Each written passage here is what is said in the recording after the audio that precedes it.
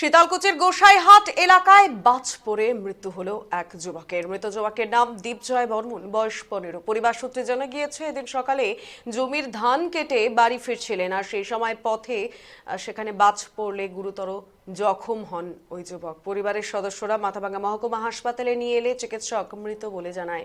ঘটনায় শোকের ছায়া নেমে এসেছে পরিবারে।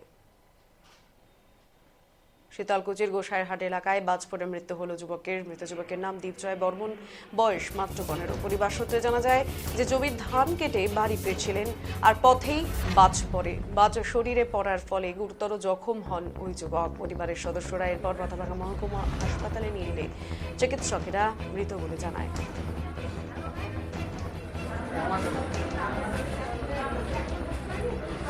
বড় ধান কাটতে গেছে তো বড় ধান কাটে তো বৃষ্টি আসছে, বাড়ি আসতেছিল, মাঝ রাস্তায় এরকম দুর্ঘটনা ঘটে গেছে।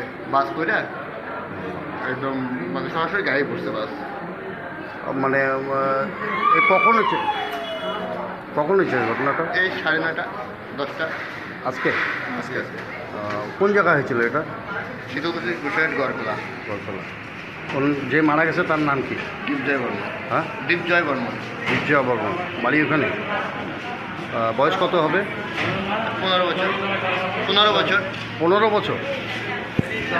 তোমার নাম কি? তপন বর্মন। তো তোমার কে হয়? বাসটা